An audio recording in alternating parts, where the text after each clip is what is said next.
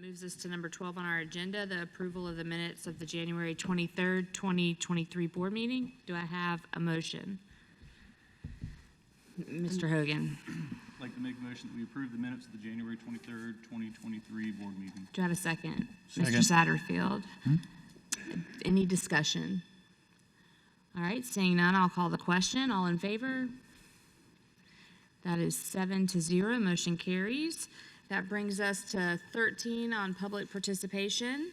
While Ms. Taylor gets ready, the board welcomes and encourages public participation. We respectfully ask that you adhere to the procedures provided in board policy BEDH, public participation at meetings. Your comments should be limited to 3 minutes and must remain either on the topic noted on your sign-in form or on a listed agenda item. Questions asked during public participation will be handled in accordance with board policy BEDH. Ms. Taylor. Thank you, Madam Chair. The first speaker is Eric Betts to speak about a bond referendum concern.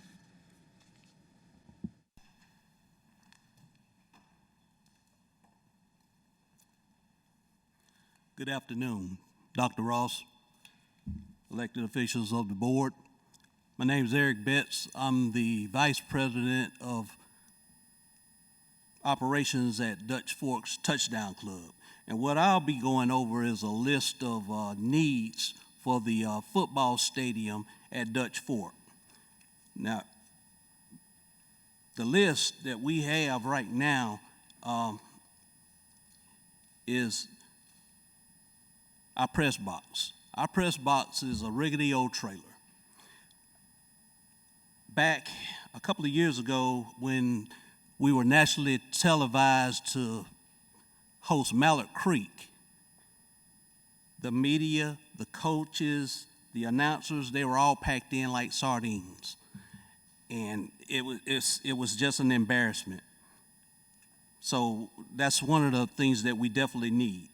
Our sound system has been approved. We thank you for that.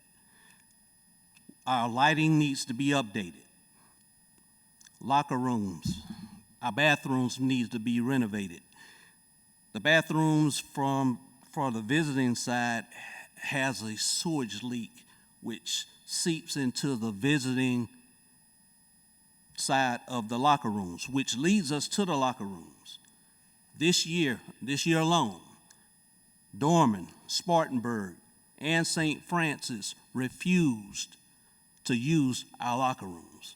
We had to accommodate them by taking them to the basketball court so they can change in the basketball locker rooms.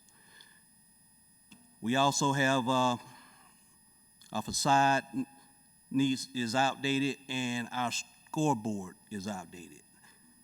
The reason being that we know that Chapin is getting a fully renovated stadium to meet the needs of to host Class 5A football playoffs.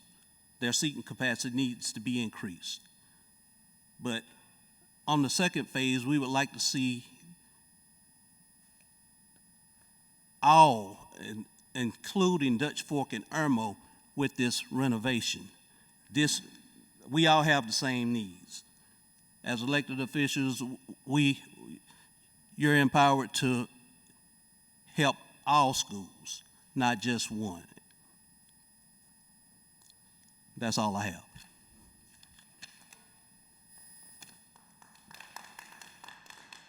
Kim Wirtz is here to speak about Dutch Fork Athletics.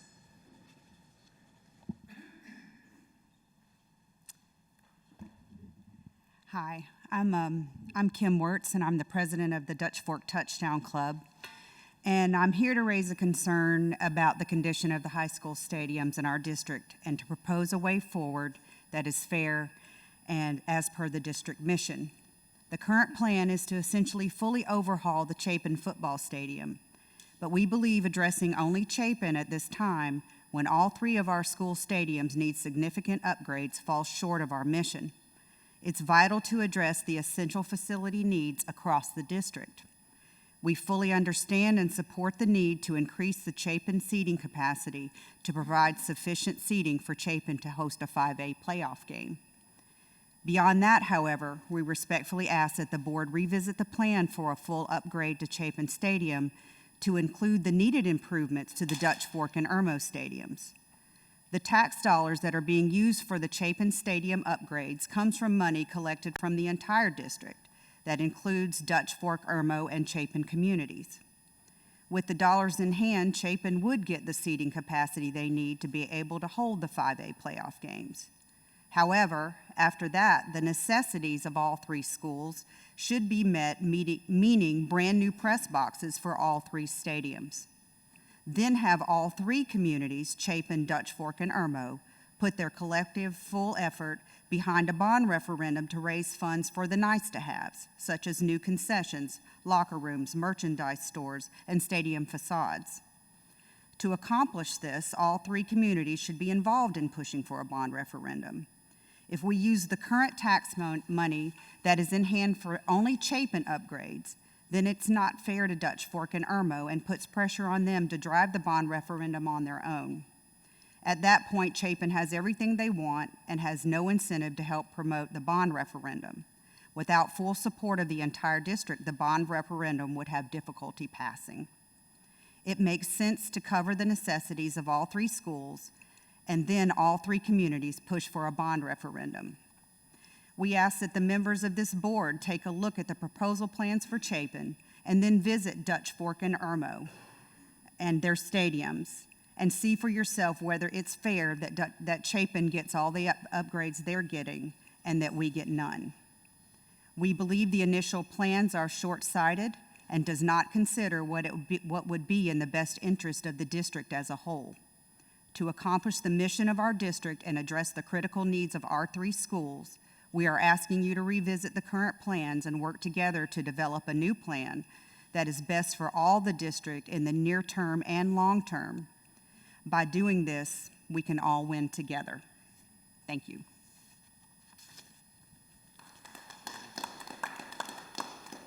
Autumn Smith is here to speak about Dutch Fork Athletics.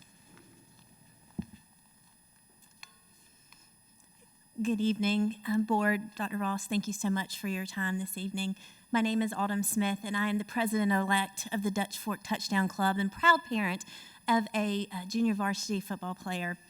We all have already stated we understand that Chapin desperately needs that additional seating and hopes to one day host a playoff game. But beyond that, Irmo and Dutch Fork all have a strong case for new stadium upgrades as well. Dutch Fork is consistently on display for the public, the media, visiting teams, and at many times the nation. Whether it's nationally ranked teams and their fans coming in for a big game, or national coaches visiting on recruiting, or Dabo Sweeney deciding to stop in to see our players in the weight room one Friday afternoon. The Dutch Fork football program regularly plays host to the greater public. So it begs the question, how does Lexington Richland 5 want to be received to this and perceived to this public? As we've just talked about, we know that we have issues this year with our nationally ranked number 3 football team, St. Francis, coming into town and not wanting to use our locker rooms. Mallard Creek having ESPN using a very subpar press box. But over the last 12 seasons, Dutch Fork has hosted 32 playoff games, resulting in 7 state 5A championships. So we recognize that our district is top for a reason, and we need to keep it that way. We have too much pride to allow any of our schools to go lacking. So why is it that Chapin gets a guaranteed overhaul while Dutch Fork and Irmo are asked to wait on a proposed bond referendum we know is far from a guarantee? Offering $5,000 to $10,000 for repairs while giving Chapin a $7.5 million stadium does not equal the equitable portion of the mission statement for our district. And that shows to our communities, our state, and the nation.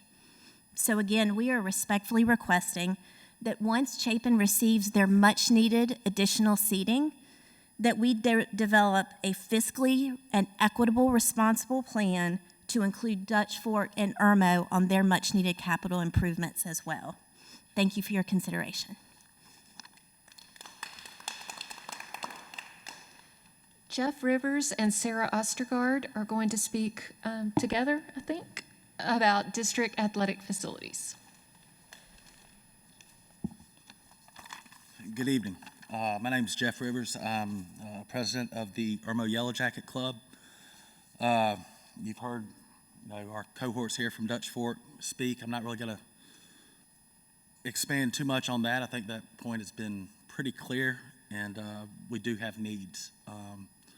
These are not wants that we have. Let me be very clear about that. We have needs. We have a press box at Irmo that has withstood the test of time, but we've got roof leaks, we've had floors given in, we have new speakers that y'all graciously approved to us, but the company has concerns about mounting them, which they've addressed with the district. But if an outside firm has issues with that, then we have some structural issues that need to be addressed. I invite y'all to come and tour our facility. We have other needs that need to be addressed, and when that is available, it will open your eyes to see what we have. But I'll turn it over to Sarah and let her speak. Dr. Ross, members of the board, my name is Sarah Ostergaard, and I'm a volunteer with the Irmo Yellow Jacket Club, which represents all Irmo athletic teams. The lessons that all three of my children participated and benefited tremendously from Irmo athletics, that my children and teammates learned through Irmo athletics carried into the classroom, into academics. It's well documented that athletics is an important component of educating the whole child. The mission statement of our school district, which we saw earlier, includes these words: safe, secure, diverse, and equitable.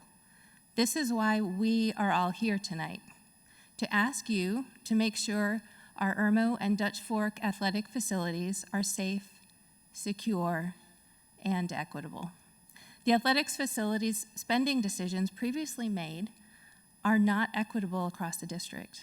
We are here tonight to request a clear, documented plan that meets the needs of all three high schools. We ask you to meet the needs of all three high schools first, before answering to the wants. All athletics facilities need to be safe and secure as the minimum standard. Moreover, together, we are one district, and each high school deserves equitable athletics facilities. Thank you. Madam Chair, our final speaker is Tim Graham to speak about video screens.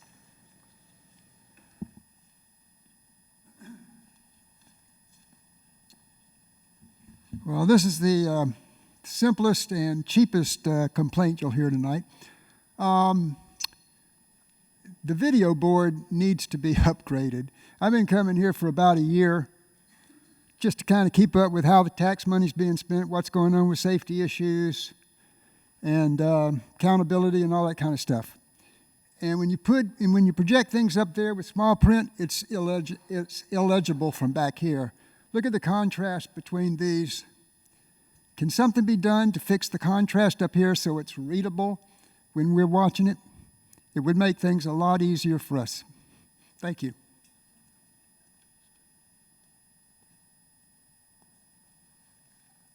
All right, that concludes public participation.